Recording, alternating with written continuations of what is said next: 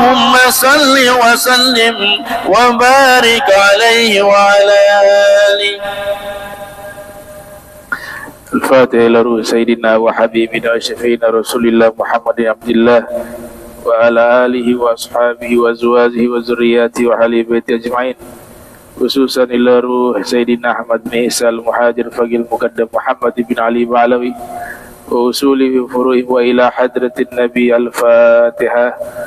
أعوذ بالله من الشيطان الرجيم. بسم الله الرحمن الرحيم. الحمد لله رب العالمين الرحمن الرحيم مالك يوم الدين. إياك نعبد وإياك نستعين. اهدنا الصراط المستقيم صراط الذين أنعمت عليهم غير المغضوب عليهم ولا الضالين. السلام عليكم ورحمة الله وبركاته. Alhamdulillah, alhamdulillahilladzi musabbibul asbab wa musayyirus sahab. Thumma salatu wassalamu ala sayyidina Muhammadin wal ali wal ashab. Amma ba'du, subhanak la ilma lana illa ma 'allamtana innaka antal alimul hakim. Rabbi israh li sadri wa yassir li amri wahlul 'uqdatam min lisani yafqahu qawli wasadid lisani wahdi qalbi bihaqqi sayyidina Muhammadin sallallahu alaihi wa alihi wasallam. Ya man huwa fi 'uluwihi kain, ya man huwa fi fi'li hamid, ya man huwa fi majri matin. Allahumma akrimna bi nuril fahmi wa akhrijna min zulumatil wahmi warzuqna fahman nabiyyin wa hifdzal mursalin wa ilhama malaikatil muqarrabin. Rabbana zidna ilman wa fahma wa aqla ya akramul akramin bihaqqi sayyidina Muhammadin khatamil anbiya'i wal mursalin. Ya Rahman ya Rahim. Wa sallallahu ala sayyidina Muhammadin wa ala alihi wa sahbihi wa barak wa sallam walhamdulillahi rabbil alamin. Walal musannif rahimahullah wa radiyallahu ta'ala anhu wa arda wa nafa'ana bihi wa bi'ulumihi wa amaddana bi asrarihi wa a'adana min barakatihi fi darain. Radiyallahu ankum. Wa ruwina fi kitab Ibn Sunni an Ibn Abbas radiyallahu anhu maqal qala Rasulullah sallallahu alaihi wa alihi wasallam man qala idza asbah Allahumma inni asbahtu minka fi ni'mah wa afiyah wa sitrin fa atimma ni'mataka alayya wa afiyataka wa sitraka fi dunya wal akhirah thalatha marrat idza asbaha wa idza amsa kana haqqa 'ala Allah ta'ala an yutimma alayhi. Alhamdulillah, puji syukur kehadirat Allah, salawat salam senantiasa tercurahkan kepada junjungan mulia Nabi tercinta Nabi Yuna Muhammad sallallahu alaihi wa alihi wasallam beserta seluruh keluarga beliau, sahabat beliau dan umat beliau yang senantiasa melaksanakan ajaran beliau hingga akhir masa nanti. Al-Mukarram yang saya muliakan seluruh imam Masjid Al-Munawwar, wabil khusus pada orang tua kita Ustaz Shalih Sakola mata'anallahu ta'ala bituli hayati wa umrih, wa Ustaz Haji Aswin, Ustaz Jamal, wal Habib Alwi Albar, dan seluruh hadirin hadirat yang insyaallah dirahmati Allah subhanahu wa ta'ala. Ar-Rasul sallallahu alaihi wa alihi wasallam mengajarkan doa yang dibaca di waktu pagi, yaitu Allahumma inni asbahtu minka fi ni'mah wa afiyah wa sitr fa atimma ni'mataka alayya wa afiyataka wa sitraka fid dunya wal akhirah. Dibaca sebanyak 3 kali apabila di waktu pagi dan apabila di waktu sore juga demikian. Jika dia membaca di waktu pagi, maka di waktu sore dia berhak mendapatkan penyempurnaan nikmat-nikmat tersebut dari Allah subhanahu wa ta'ala. Nikmat yang sesungguhnya adalah kita diberikan taufik oleh Allah subhanahu wa ta'ala, khalqu qudrati ta'ah, kemampuan untuk bisa taat kepada Allah. Itu nikmat yang paling terbesar, sehingga dikatakan oleh Rasulullah sallallahu alaihi wa alihi wasallam, Beliau mengatakan, Allahumma laula anta ma tasaddaqna ma mahtadaina wala tasaddaqna wala sallaina fa anzilan sakinatan alaina wa thabbit al-aqdama in laqaina wa innal ula qad bagaw alaina wa in aradu fitnatan abaina. Rasul sallallahu alaihi wasallam beliau mengatakan, jika bukan karena engkau, fi riwayah ukhra, jika bukan karena Allah, kita tidak akan dapat petunjuk, mahtadaina, dan kita tidak akan mungkin bisa bersedekah, tidak akan mungkin bisa melaksanakan sholat. Semua itu berdasarkan kehendak Allah subhanahu wa ta'ala, yang diistilahkan dengan diberikan taufik. Arti taufik adalah khalqu qudrati ta'ah, diberikan kemampuan oleh Allah untuk mampu taat kepada Allah subhanahu wa ta'ala. Nah, itu nikmat terbesar ya. Jadi sholat, orang bisa menjaga sholat 5 waktu, itu nikmat. Orang bisa istiqomah membaca Al-Quran setiap harinya, itu nikmat. Orang bisa sibuk di dalam menuntut ilmu agama, itu nikmat. Nah, jadi nikmat bukan hanya terbatas kepada materi, tapi juga ketaatan kepada Allah. Justru itu nikmat yang paling terbesar.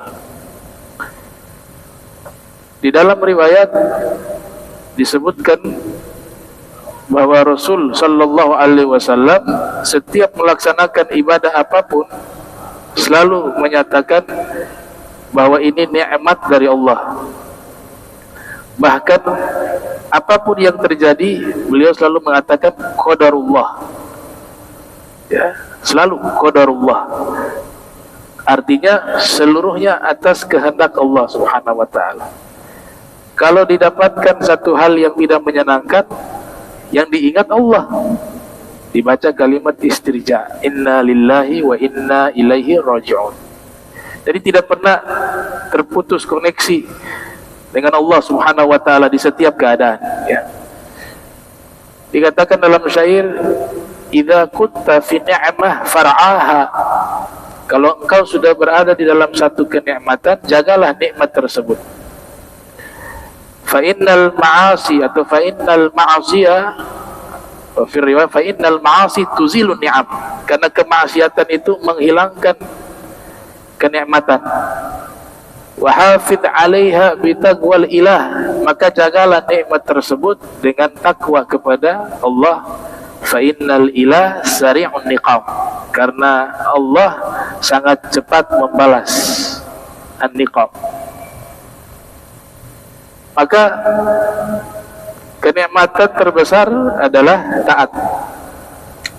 Atau seseorang sudah mampu meninggalkan semua larangan Allah Ta'ala. Khalid dzunub saghiraha wa kabiraha fahuwa tuqa, bersihkan diri kalian dari dosa-dosa kecil maupun dosa besar, itulah takwa. Wasna kamashi fawqal ardi syauki yahdharu ma yara, jadikan kamu berjalan di muka bumi ini di atas hamparan tanah yang berduri, selalu berhati-hati.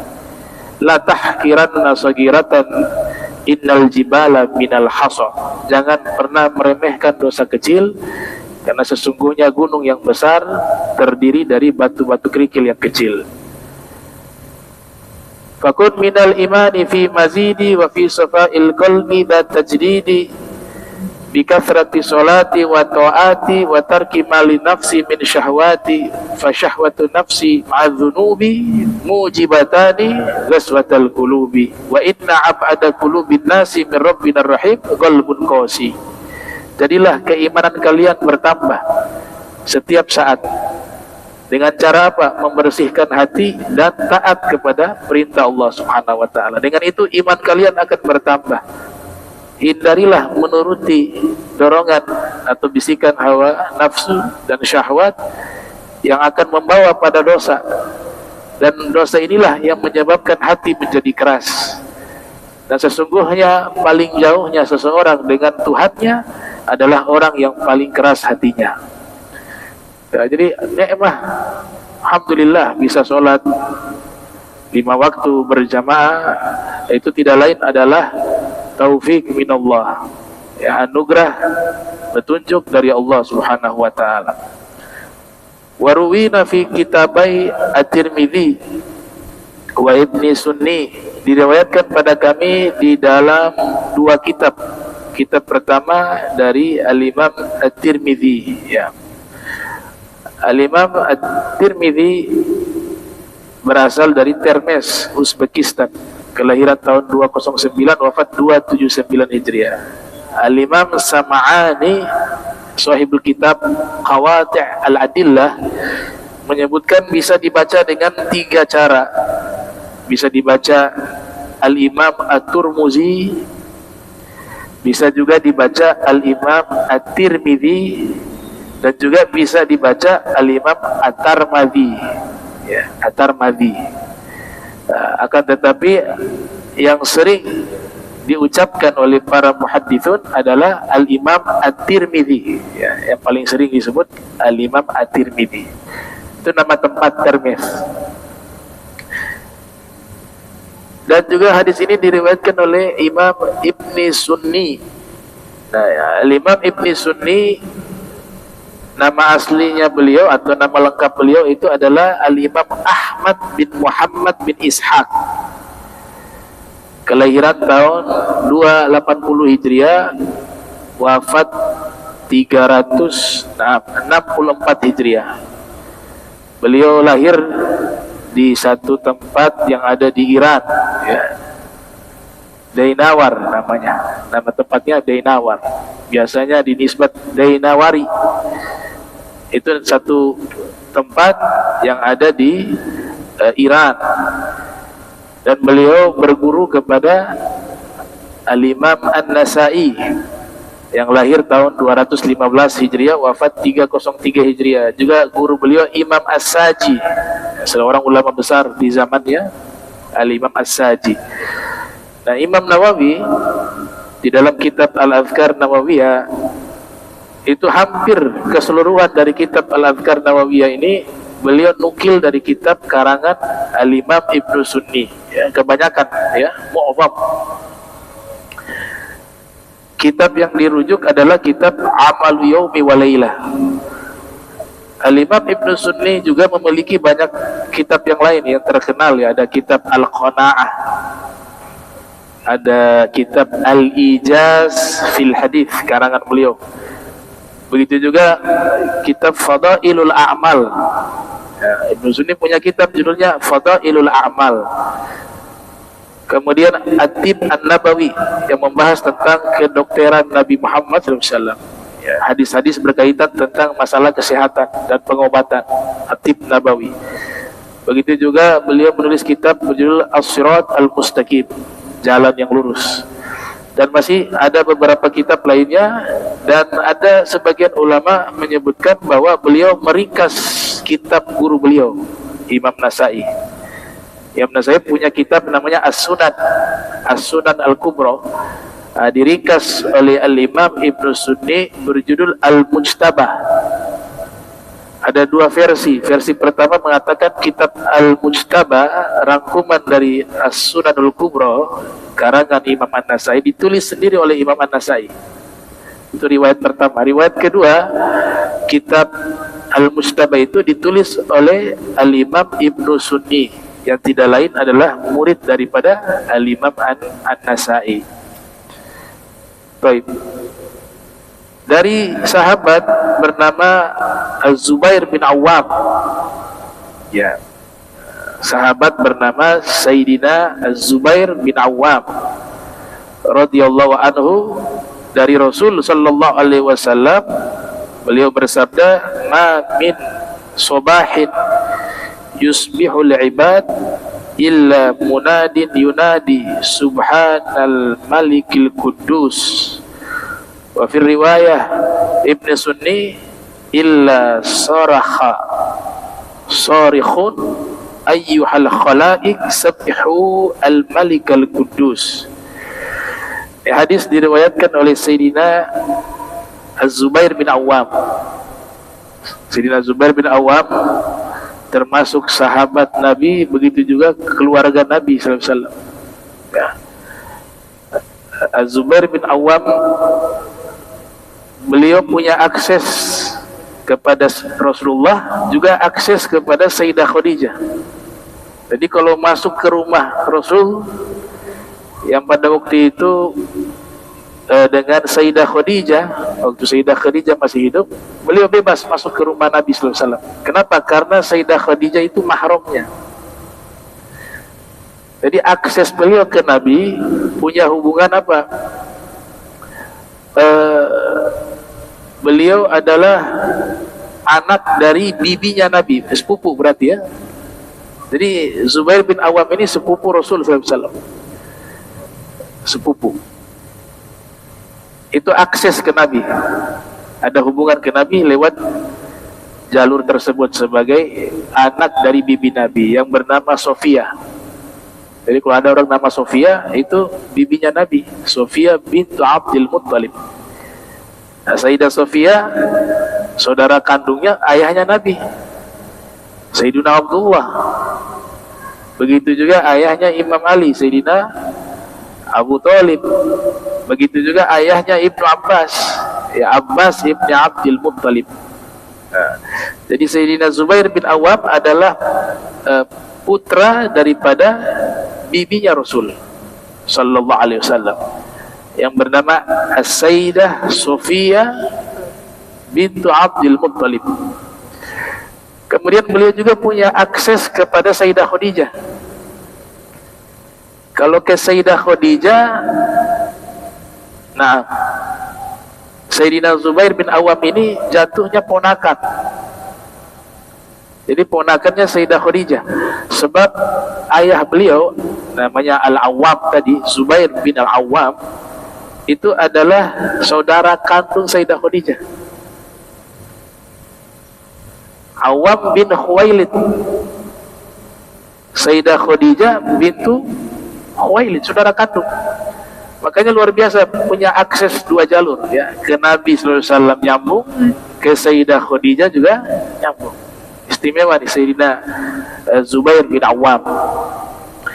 Wagal muarrikhun, ya, para ahli sejarah menyebutkan di dalam kitab-kitab sejarah mereka, seperti Al-Imam Ibnu Abdul Bar di dalam kitabnya Al-Isti'ab.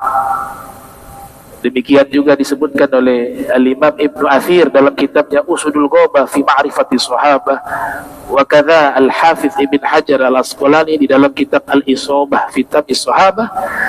Mereka sepakat bahwa Sayyidina Zubair bin Awam itu seumuran dengan Sayyidina Ali, ya, seumuran dengan Sayyidina Sa'ad ibn Abi Waqqas, satu umur. Kurang lebih lahir 28 tahun sebelum hijrahnya Nabi Muhammad sallallahu alaihi wasallam. Nah, dan beliau termasuk salah satu orang yang sudah diberikan kabar gembira oleh Rasulullah SAW akan masuk surga. Jadi Nabi sudah pernah nyatakan tuh, beberapa orang dari kalangan sahabat dan ahlul baitnya juga, itu tempat mereka di surga.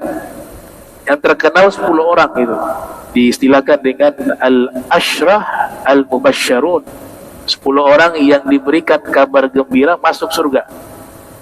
Nabi mengatakan Abu Bakar fil jannah, wa Umar fil jannah, wa Utsman fil jannah, wa Ali fil jannah, wa Talha fil jannah.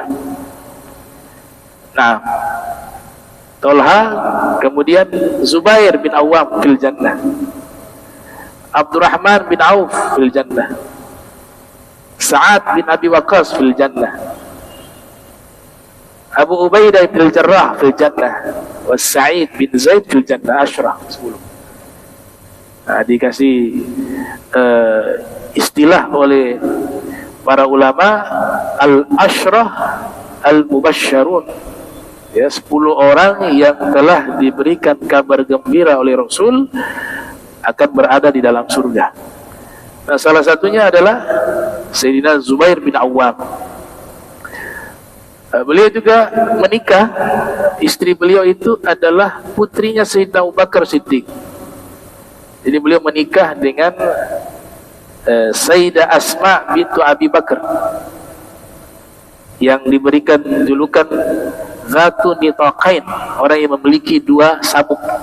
Karena waktu Nabi hijrah itu perbekalan itu mau diletakkan di atas unta, tapi gak ada tali. Beliau dengan sigapnya ya menyobek bajunya, kemudian diikatlah perbekalan tersebut. Ada yang mengatakan sabuk beliau dicabut, dua sabuk, untuk mengikat perbekalan yang dibawa oleh unta, yang dimana perbekalan itu adalah milik Nabi sallallahu alaihi wasallam dan Sayyidina Abu Bakar ayah beliau untuk berhijrah.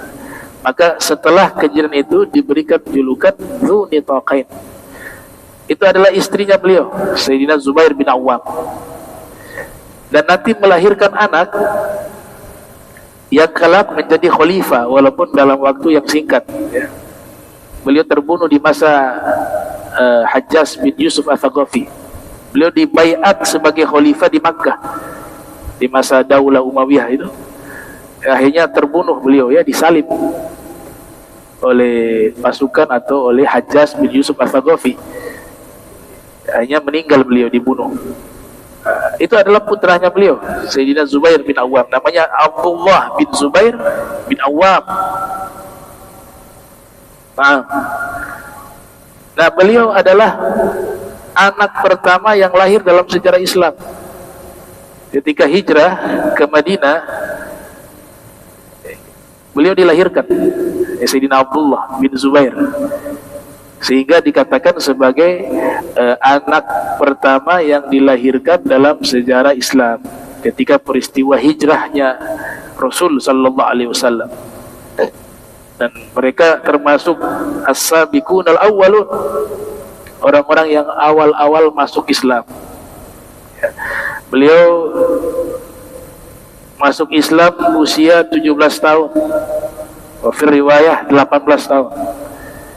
Dan orang keempat atau kelima yang memeluk agama Islam ya, orang keempat atau yang kelima memeluk agama Islam. Ketika beliau memeluk agama Islam, paman beliau itu menyiksa beliau, diikat beliau, kemudian dimasukkan di dalam satu ruangan, kemudian dibakar ya, ada membakar rumput atau apa lain sebagainya, sehingga di ruangan itu penuh dengan asap, dengan tujuan untuk memaksa dia keluar dari agama Islam. Tapi beliau tetap teguh. Beliau mengatakan, lam arji' ilal kufri abadah, saya tidak akan kembali kepada kekufuran selama-lamanya. Dan beliau termasuk salah satu tokoh yang ikut serta di dalam seluruh peperangan bersama Nabi Muhammad SAW. Tidak pernah absen dalam jihad ya, sehingga ada yang menyaksikan ketika beliau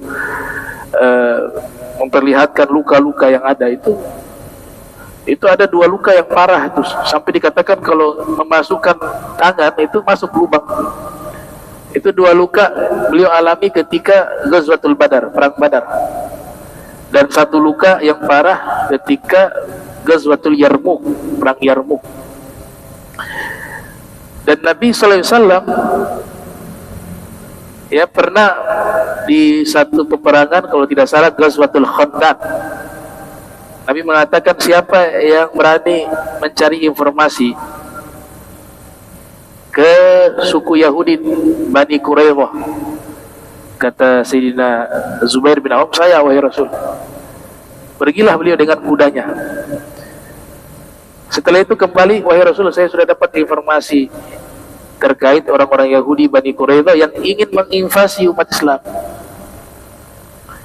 Kemudian Nabi katakan lagi, coba cek kembali siapa yang berani.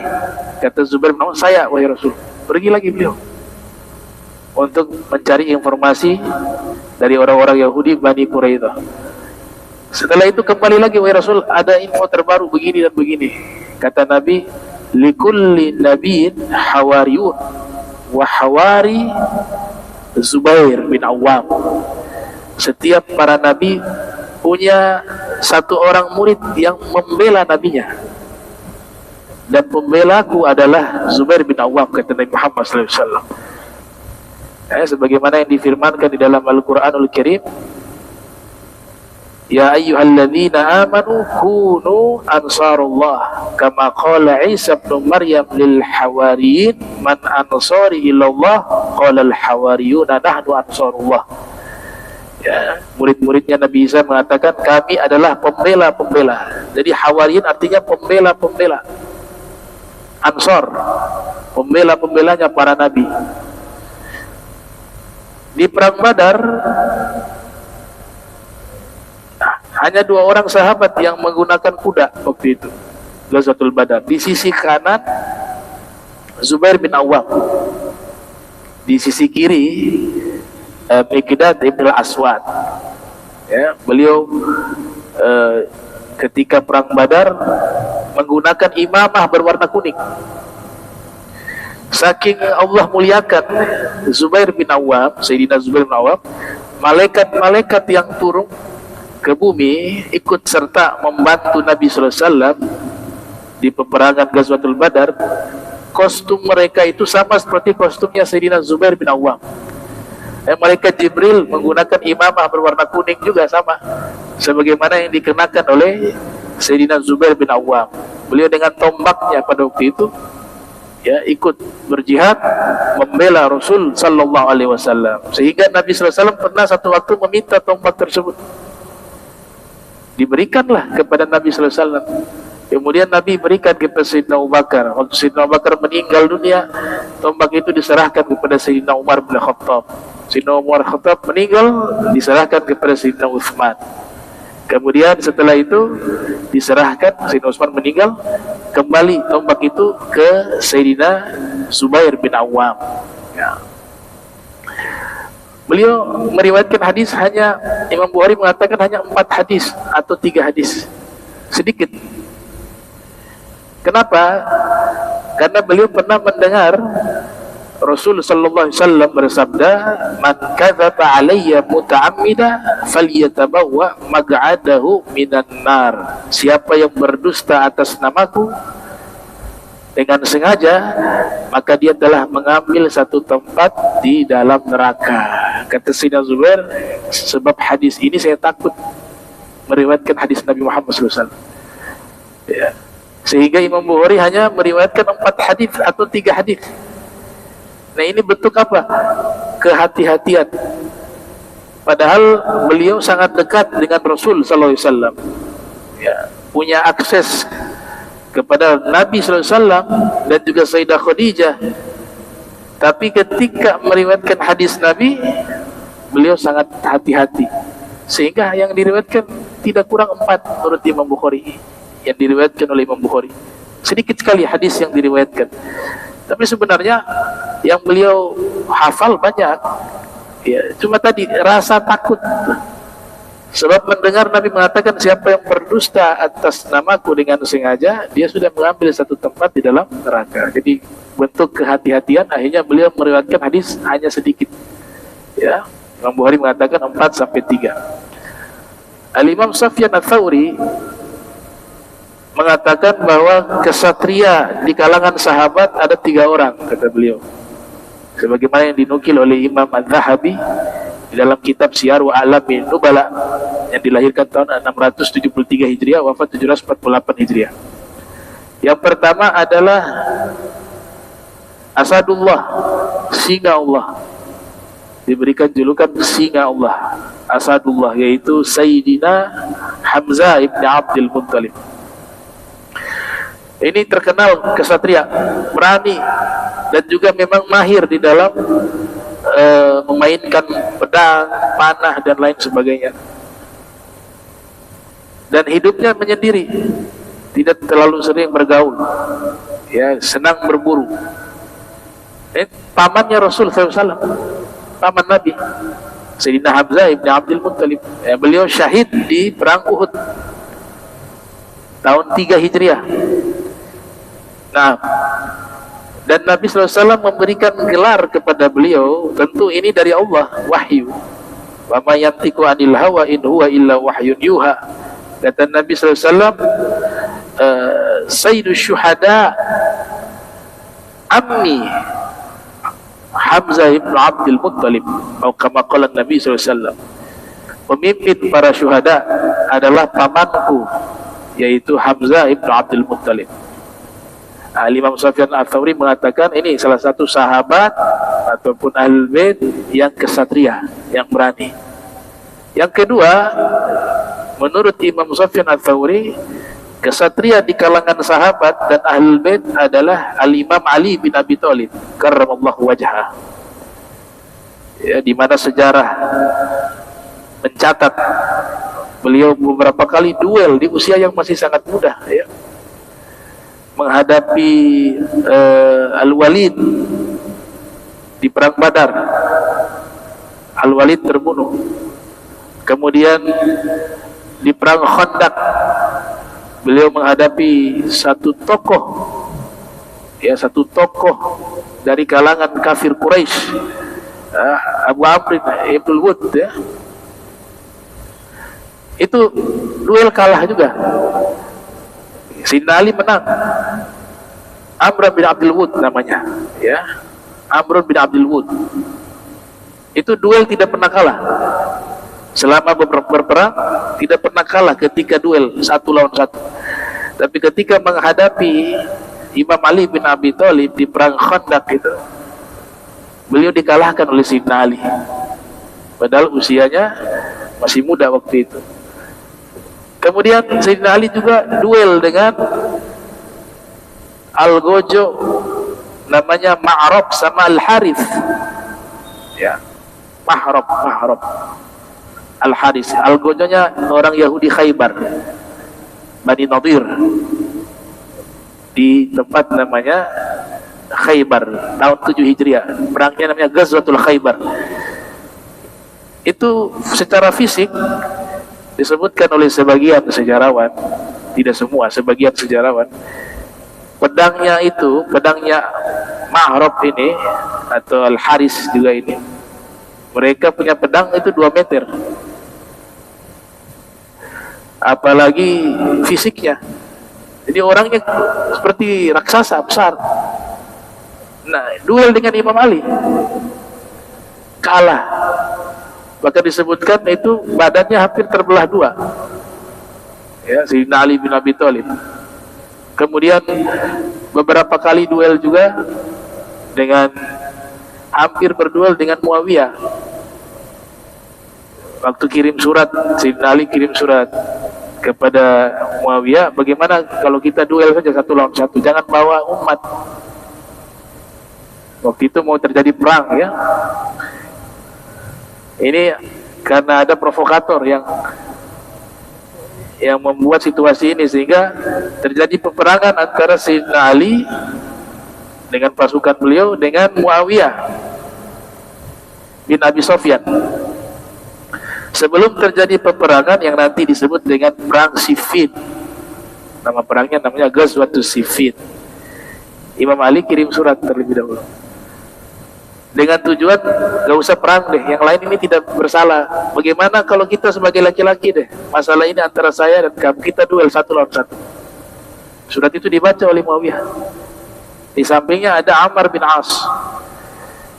Kata Ammar bin As, terima saja.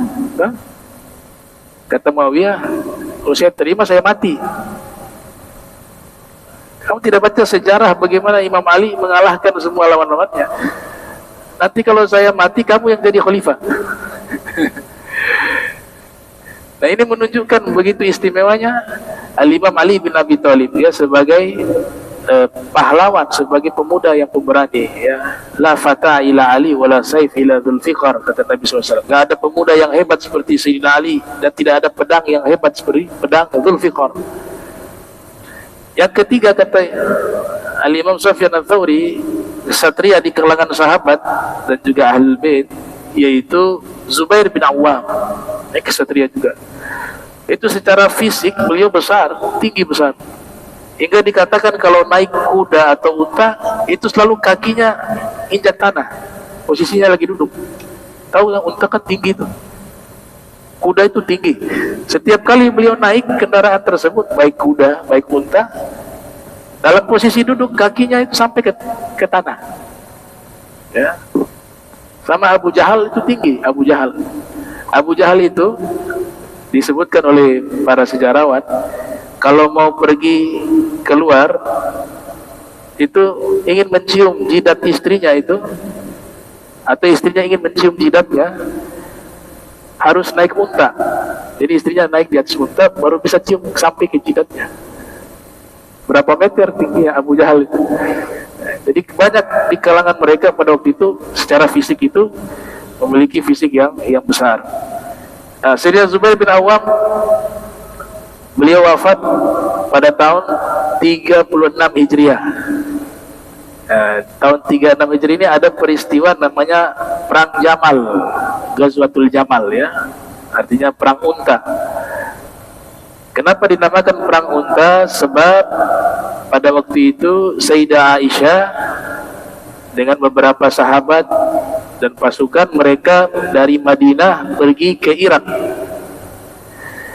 Waktu itu Sayyidina Ali sudah pindah ke Irak, apa di Basra, apa di Kufah, ya, sebagai tempat ibu kota khilafah beliau.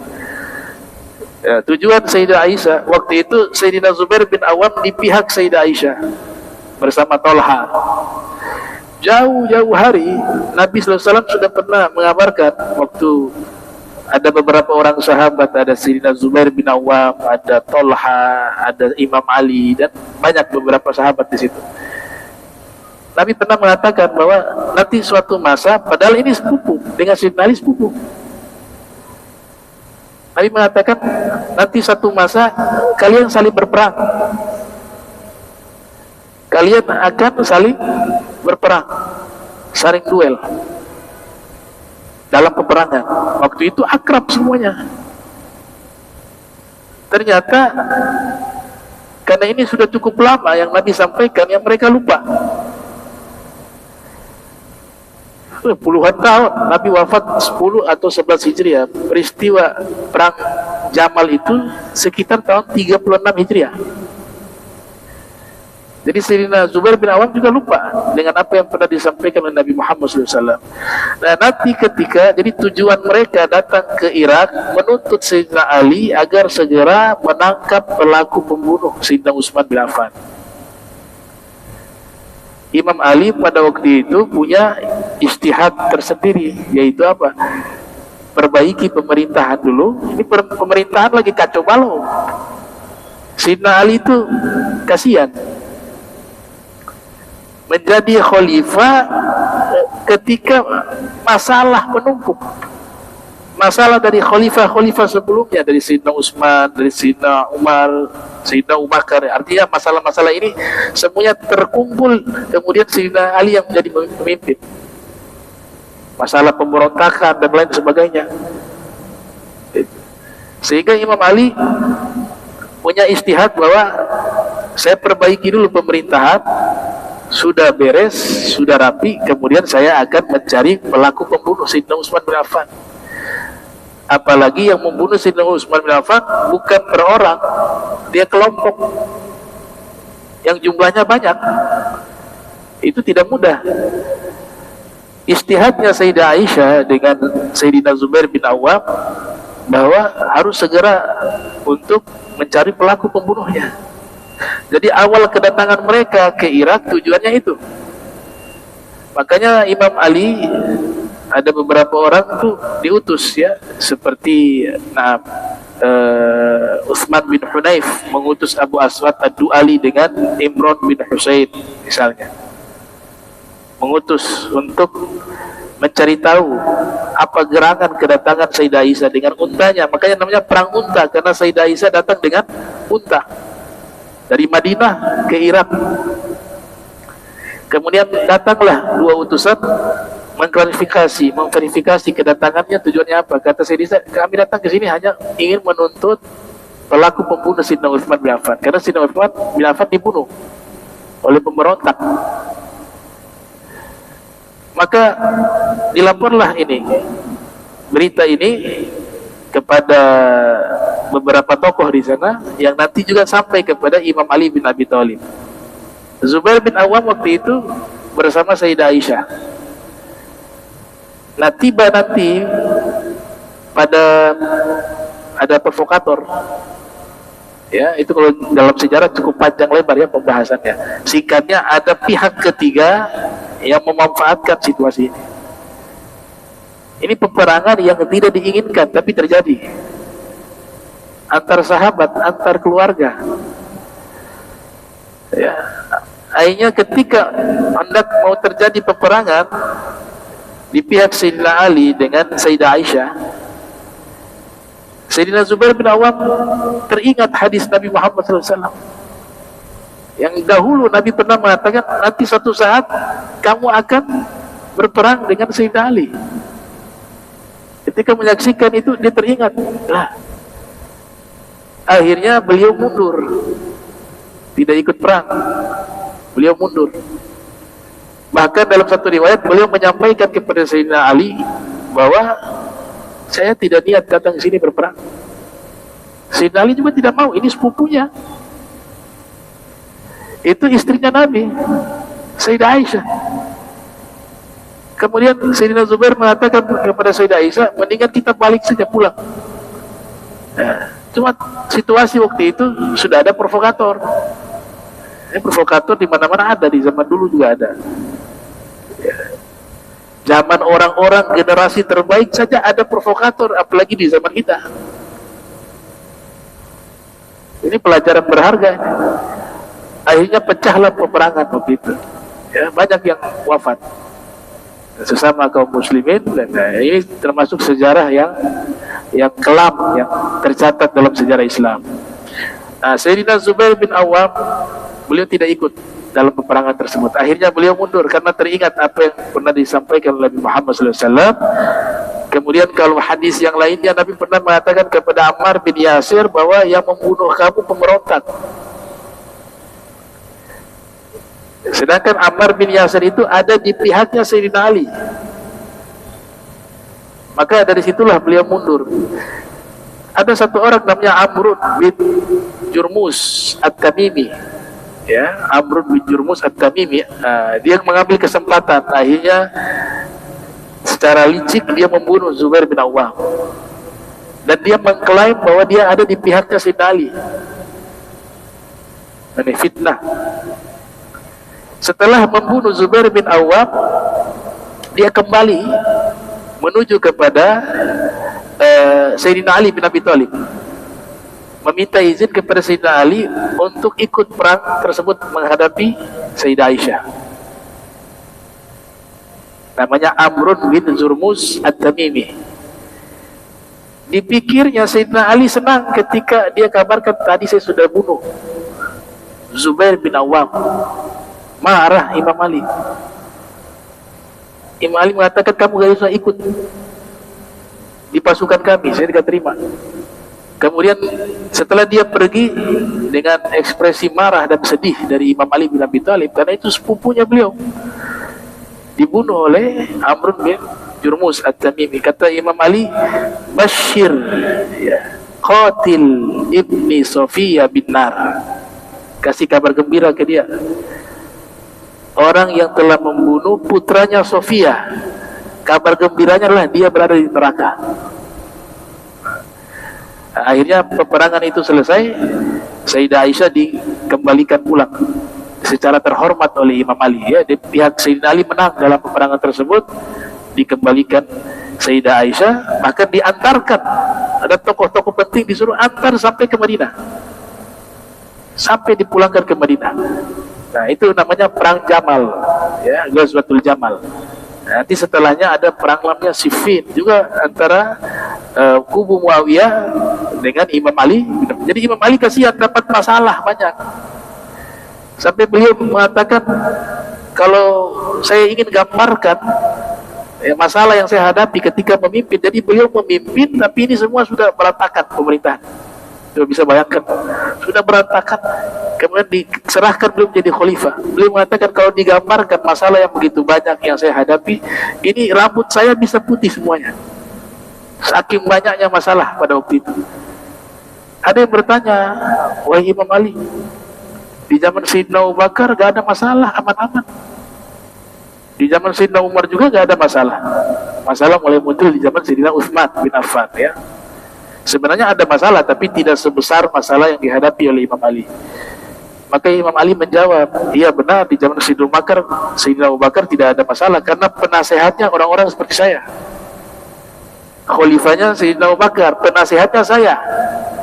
Nah, di zaman saya, ini masalah banyak, khalifahnya saya, penasehatnya kayak kalian ya. Makanya masalahnya banyak. Karena orang-orang yang hidup di masa itu memang tidak konsisten. Kadang satu saat mendukung, tahu-tahu jadi musuh. Ya, dan pengkhianatan sangat banyak pada waktu itu. Ya, bagaimana putranya Imam Ali akhirnya dikhianati, Imam Husain di perang Karbala, Imam Hasan diracun, dikhianati. Pengkhianat banyak. Jadi benar kata Imam Ali ya, kalau di zaman Sayyidina Abu Bakar gak ada masalah, ya penasihatnya kayak saya. Di zaman saya masalah banyak, khalifahnya saya, tapi penasihatnya kayak kalian begini. Artinya orang-orang yang tidak baik, pengkhianat gitu. Baik. Nah ini sekilas biografi daripada Zubair bin Awam. Insyaallah pertemuan berikut kita lanjutkan kembali. Allahumma jam'ana hadza jam'an marhuma wa tafarraqna min ba'di tafarraqan ma'zuma wa la tajal minna wa la minna syakila mahruma. Subhanaka bihamdika asyhadu an la ilaha illa anta astaghfiruka wa atubu ilaik. Wa sallallahu alaihi Muhammadin wa ala alihi wa sahbihi wa barik wasallam. Wa lakum minkum wassalamualaikum warahmatullahi wabarakatuh.